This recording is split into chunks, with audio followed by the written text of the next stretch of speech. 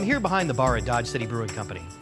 It's not my bar, it's Larry's bar. Larry Cook, the owner, he does everything here at Dodge City Brewing Company. If you want to find out more, keep watching Untapped.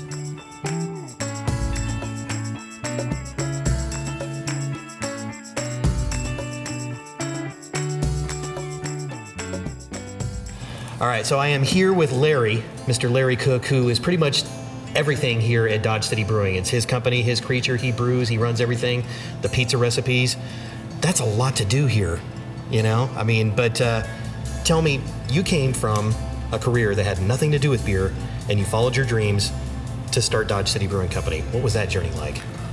Well, I was a CPA for 34 years before I started this.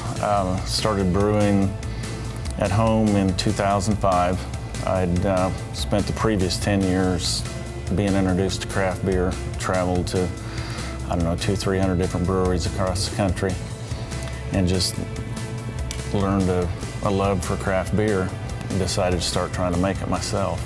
But that's a huge change, culture shift and everything. It is. And then the more I brewed, the more it became a passion, an obsession to try to make better beer, figure out how to make perfect beer, which that's never going to be possible, but right. Well, I kept trying anyway. I think the term obsession actually is pretty apt, is that because it's that desire to consistently, what's next? What can we do now? How can we grow this? And as the first brewery in Southwest Kansas, and we had talked earlier about, back in the 1870s and things along those lines, but really in Dodge City, I mean, you're the first brewery of any consequence since those times, essentially, right? I mean, I'm not trying to create a statistic or something just to inflate it, but that's putting you on the map. That's important for Dodge City. Yeah, we're the first brewery in Southwest Kansas, so we've had a challenge introducing people to craft beer, but it's been fun. It's always fun to serve a product that you created. And that's what's cool about craft beer and breweries in general like this. That's like, what is it that you get out of it when you're not trying to convert people, but it's that education process and it's that desire to show people, hey, look what this is all about. And what does that look like in Dodge City where, people might not have had, and I don't mean like, oh, we're all so backwards here in Dodge City, but I mean anywhere where people aren't exposed to craft beer, to be able to bring that to them. And what brings you joy with that? Well, there's over 100 defined beer styles.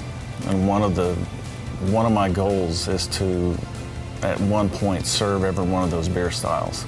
So just to constantly surprise people with a new beer that they've never had before that maybe they didn't even know existed, that's a lot of satisfaction. Mm-hmm. And giving them that experience, because it's always not about the beer too. I mean, obviously we're very beer centric here. It's a brewery and it's your puppy, but with the food and just the community that's built when you can come in and people can have a nice experience out, and even playing trivia or just a night with friends, and whether they're hardcore beer drinkers or not, they're going to get a part of that experience. And I'm sure that's fun for you to witness as well when you see people coming in and, getting that. Absolutely. Right?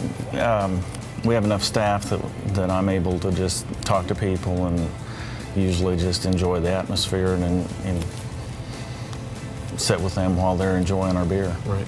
And not just the beer too, but you said you guys went to pizza school so that you could design your own dough and sauce and everything. So it's not just microwave pizza when you come here. When you come here, they call it, what'd you call it, Old West style pizza, as they're trying to coin a new term here? Well, it's our take on New York style. We didn't want to, claim that we're just doing strictly New York style pizza, but it essentially is. We spent 7 days in Staten Island learning how to make pizza the right way, and I think we're doing a pretty decent job of it. I mean, I still try to wrap my head around it. You're in the financial, career for 30 plus years, like you say, and now you're living your dream. You're doing this and bringing so much joy to so many people. I mean, what else would you want? I'm so excited I can't even articulate it, but it's like, how many people have the opportunity to do that in life, So, I mean, reflecting back, I know you think you made the right decision, but what does the future hold? It's a good question. I'd like to do this for a few more years, but, I'm 63 years old now, so at some point I'd like to be able to retire and find somebody to pass this off to and keep it going. I'd hate to see it fold up. Right. It's a nice addition for the community, and people enjoy coming here, so someday find the right person. Awesome. And I want to go back and take a peek at the brew house too, because I know that you put that together as well. And we joked, I'm super not handy, so just the fact that again you did all these things, yet you basically, I mean, you know, with the equipment that you ordered, built everything, and the pizzas, and I'm just overwhelmed here. So let's go take a peek back there and see what's going on. All right, let's do it. Ah, here we go. So I thought this might be a good time to taste the black IPA that we're putting on tap this In the brew afternoon. house where it was made. Yep. Cheers. Thank you. So what am I looking for here, profile-wise? Relatively hoppy Centennial Cascade and CTZ hops, and then a nice background of roastiness. Just a little, yeah, because I mean, sometimes roast can take over, you know, as far as I'm concerned. And it's not like I'm an expert or anything. But that's a good balance on that. But you do get that hop. It's not killed by the roast. Yeah, debittered malt is one way that we restrain the malt character.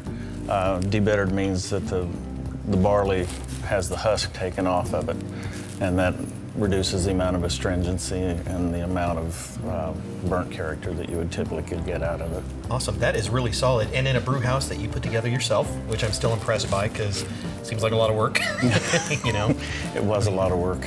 But this fits the theme of Larry doing everything, you know, his career change, his dream that he's making happen. He actually, I heard you hand forged the metal as well. No, that might be going a bit too far. But seriously, this is impressive. I mean, that's a lot of work that goes into it. Was it a fun adventure when you were in the middle of it? It's fun looking back on it. It was kind of stressful at the time, trying to make sure we got everything going. Actually, the first 2 batches of beer that we brewed was a double batch of cream ale that we had to dump because the glycol system froze up. But that happens. It does. Fermentation got out of control and ruined the beer. And so what's the next fun beer that's going to come out aside from your flagships? I mean, what's going to be a new fun one on down the line? Right in the tank behind you is a red IPA that is brewed with hops grown in southwest Kansas. Okay, so we got some local flair to it. A red IPA. Explain that style to me. Red IPA is going to have just a little bit of fruity character from the red malts that go into it that hopefully marry well with the hop character. Just a nice twist on IPAs. Awesome. That's a solid brew. And to be able to be fortunate enough to have a brew in your brew house with the man, Larry Cook, Dodge City Brewing Company, what an amazing experience. I'll say it again. Cheers, Larry. Thanks for all your time today. You bet. Enjoyed it.